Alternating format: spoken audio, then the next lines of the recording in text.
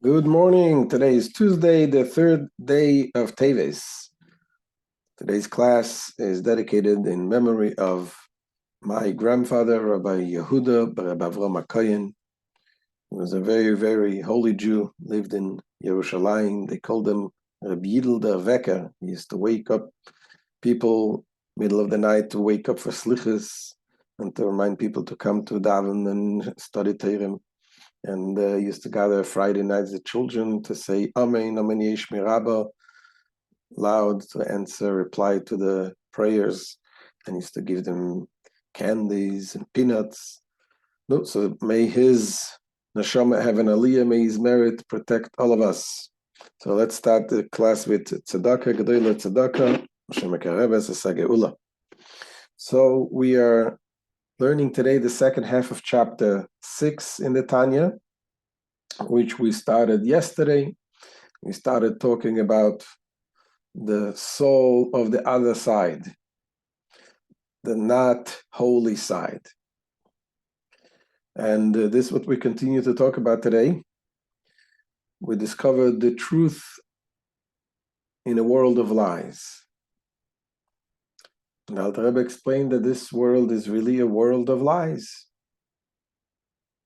That it's lies because you don't see the truth of it. You don't see what it is. It is concealed. The truth is concealed. And we learned yesterday that anything that is godly is holy. Holiness, Kedusha, means transparency, that you see the truth, you see the godliness. And what is not godly? Something which the godliness is concealed. What is not holy. And he calls it the other side. Anything which is not holy is automatically the other side. In other words, there is no gray area here. Because if we're talking about the forces of good, the forces of evil, one would think that there is something in between also. You know, I have my holy side, I go to synagogue, I pray, whatever I do, I study Torah, and then there is evil, which is going against God. But then I have my own private life. Alter Rebbe comes and teaches us that there's no such thing as private life. The private life itself also needs to be godly. And if it's not, we drag our private life into the forces of the klipa, of the shells. So the Alter Rebbe is going to explain now what is the other side, the non-holy side. So let's look inside. Says the Alter Rebbe. Aval kol ma she'einei botel etzlo yizbarach. Anything, however, that does not surrender itself to God, elo davar nifrad bifnei atzmei, but considers itself as if it is a thing separated unto itself, einoi mekabel chayusei mikdushosei shel HaKadosh Baruch Hu. It does not receive its life from the holiness of God. So the question then is, we know so many things in this world that feels itself separate entities, does not feel itself nullified and surrendered to God. How does all of these things in this world get their life if they don't get the life from God? After all, God is the source of life for everything. There's no such thing as anything that can exist without God. So the Alter Rebbe is going to explain that the stress here is it does not receive its life from the holiness of God, from the Kedusha of God. Yes, obviously everything comes from God, but it is God uses, he needs, for whatever reason he decides to have in this world, forces that are concealing godliness, and they do receive the sustenance from God as well, but not from the holiness of God. They receive the sustenance from, in a way he calls it, from coming from the hind part, from the back. as he's going to explain, like when you want to give something to someone that you like, you give a gift to someone you love, you give it from the front, from the face, and the inner part of you. The face represents the inner part of the person. But sometimes you need to give someone to something to you, someone that you don't really want to give. If, let's say, there was you had a court case and there was ruled, the ruling was against you and you had to pay, so you give it, but you give it without desire, doesn't come from the inner part, comes like from the back. And that's what the Alter Rebbe says. Yes, those forces in the world that do exist because Hashem gives them sustenance, but those are forces that are here and God gives them like from the back. We want to receive the sustenance from Hashem directly from the holiness of Hashem. Continues the Alter Rebbe, that's what it means. B'bchinas pnimus ha'kedusha u'mausa v'atzmusa b'chvoida b'atzmo, elo b'bchinas ha'charayim. The self-styled separate being does not receive its vitality from the pnimius, the inner aspect of the holiness, from its very essence and core, but from its acharayim, the hint part, so to speak. Which means that the levels, the sustenance that comes from Hashem goes through so much filtering and reductions to the point that it gets so low. That's what the Alter Rebbe says, she'yodim mimadrega lemadrega, rive beis madregas beishtalshel so'ilumes derech ilav ha'olam. This limited form of life force reaches the klippos by descending degree by degree through myriads of levels in the chain-like descent of the world in the manner of cause and effect. Meaning, just like you take, for example, the light, we receive the light from the sun. So that's a direct light, a beautiful light that is bright and it's warm. Then what happens at night? The sun is not, you don't see the sun, but you see the moon. The moon also gives us some light, but it's a different type of light. It's cold, it's dim. But where does the light come from? It comes from the sun. But it comes from the sun through a process. That when it goes through a process, it causes cause and effect. So it comes the light comes to the sun, and from the sun to the moon, and from the moon to us. So imagine if you have this process, multiply this by tens of thousands times, the reduction of the light. So certainly you don't see any connection. And you see a total separateness in the light that it comes to after tens of thousands of filterings. It's a whole different type of light. So this is the going down the digradations. In addition to that is also tzimtzumim. It says v'tzimtzumim rabim. The vitality descends also through many tzimtzumim or contractions. And this process diminishes the vitality to the point where it is incomparably lower than it is in its original state.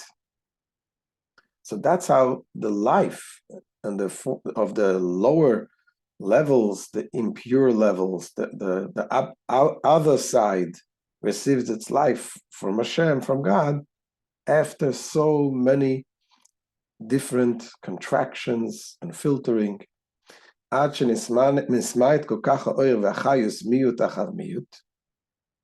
greatly diminished does the light and life force become, diminution after diminution, until it is able to become contracted and closed in a manner of exile.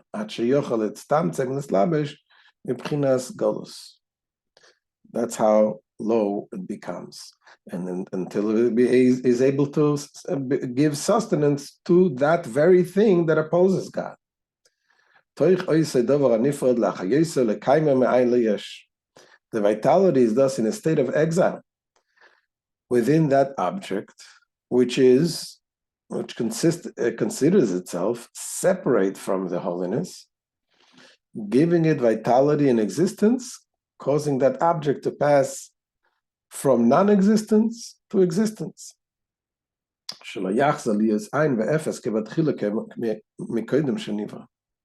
that it does not return to its original state of non-existence as it was before it was created by the vitality that is clothed in it. And that's why the Alter Rebbe says this is why this physical world that we live in, it's a world of lies, it's a world of klippis, a world of shells, and it is a world of the other side. This is why this world, with all it contains in it, is called the world of klippis and sitra acha, the shells and the other side. Despite the fact that this world too receives its vitality from God's holiness. So since the creatures of this physical world feel themselves to be independent, separate beings, and their surrender to God, to godliness, is not apparent, they automatically belong to the realm of klippah. And that's why, says the Alter Rebbe, there's so many bad things in this world.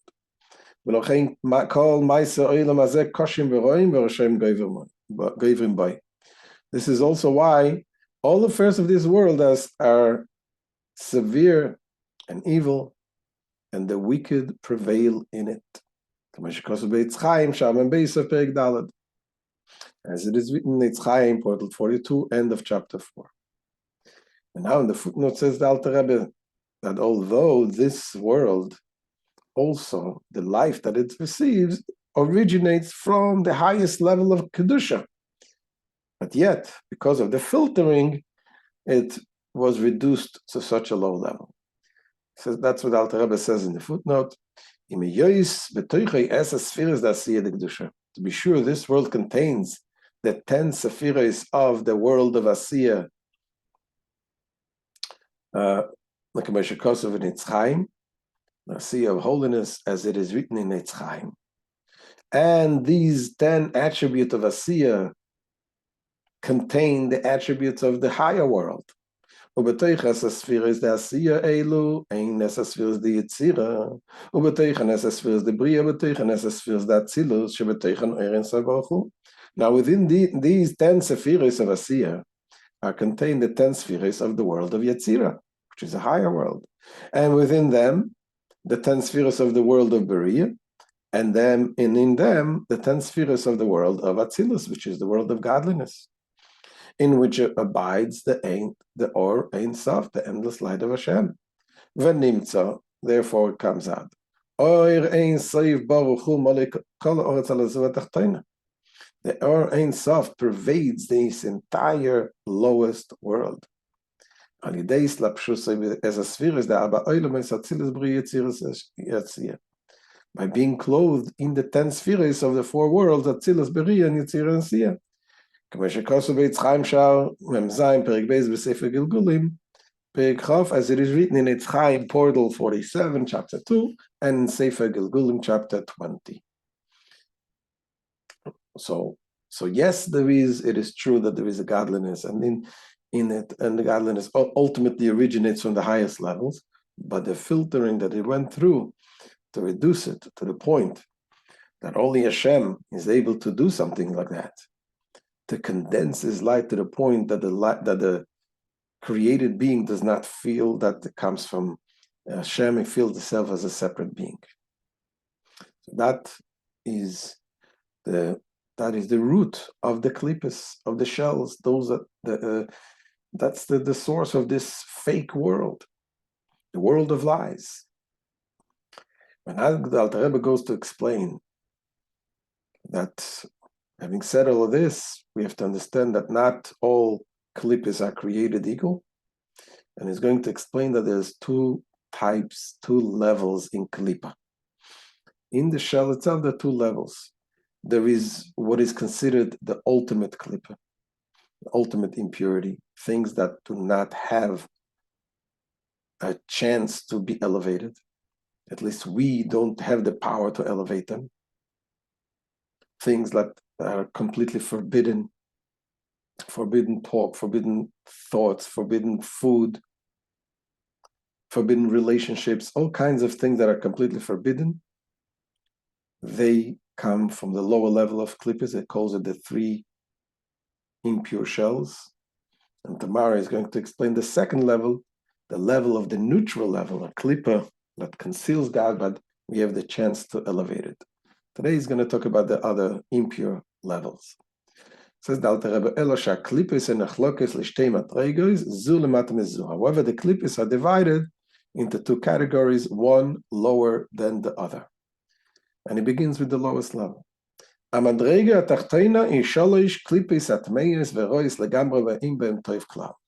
The lower category consists of 3 completely unclean and evil klippos containing no good whatsoever. In the prophet Yecheskel, Ezekiel's vision of the divine chariot, in which he saw and described the forces that conceal godliness, so they are described as a storm wind, a great cloud, and a flaming fire, a flaring fire, representing these 3 holy, unclean klippos. Umihem, and says the Alter Rebbe, from these 3 unclean klippos, there are things that get their sustenance here in this world. What are they? From them flow and are derived the souls of all the nations of the world and the sustaining force of their bodies, which sustain their existence apart from the soul which animates them. There's the soul that animates them, and there is the life, the energy that sustains the body. And also, also derived from these klippos are the souls of all living creatures that are unclean and forbidden to be eaten, and the sustaining force of their bodies. And also, there's some things in the vegetation world that is totally non-kosher. For example, it says, the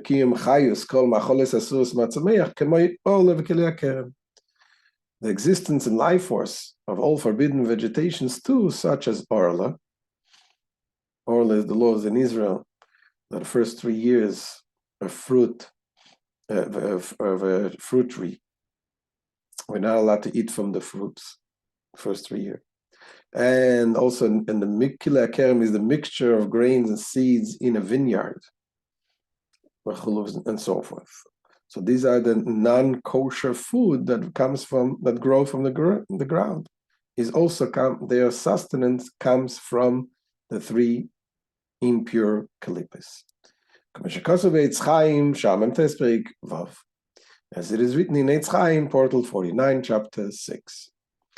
And finally, says the Alter Rebbe, also the sustenance of what we do, speak, and think. If it's the negative things, if it's a forbidden thoughts, forbidden action, forbidden speech, the sustenance, the energy that sustains this thought, speech, and action also derive the force from the unpure, completely evil forces. Similarly,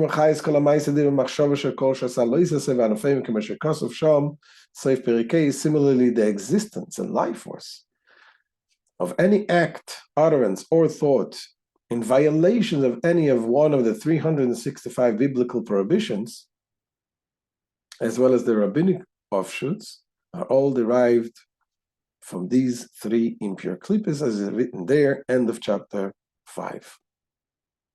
This is the end of today's shir, and tomorrow the Alter Rebbe is going to talk about the other side, the other klippa, the klippa which is called klippas noiga, that shell that potentially can become good. So thank you for joining, and we shall see you tomorrow, B'ezrat Hashem.